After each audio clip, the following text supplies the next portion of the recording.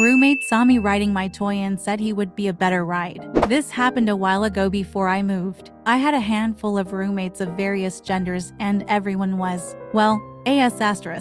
It was not common to see someone dragging a stranger home from a bar, so when I self-pleasured I wasn't exactly quiet about it. I was bouncing on my fun stick, trying to reach that spot inside of me that made me go crazy, but it was always so difficult by myself. Frustrated, I tried harder, shaking my bed and moaning like crazy until my door opened. One of my male roommates was standing there in his boxes and his eyes watched me completely naked with a toy buried in my kitty.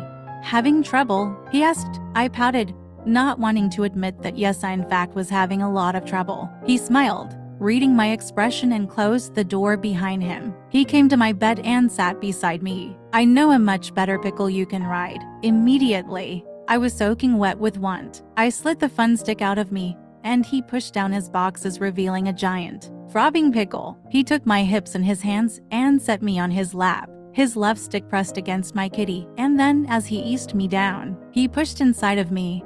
The difference was instantly recognizable. A fun toy can do a lot, but there is nothing like a flesh and blood pickle to ride. He slammed me down on his cock until I felt his balls against my cheeks. He gripped my behind in both hands and started to lift me up and drop me onto his pickle, jackhammering his pickle inside of me over and over. I clung to his shoulders, moaning in pure ecstasy. He hit that spot deep inside of me that I could never reach, and his face, slack-jawed as he stared up at me, wasn't hurting either. He leaned forward, sucking a nipple into his mouth as I rode him, bouncing on his pickle even as my knees began to ache. I didn't care. I wanted my satisfaction. Then he grabbed me and flipped us over, pushing my back into the sheets. His feet were still on the floor, giving him leverage as he pounded into me.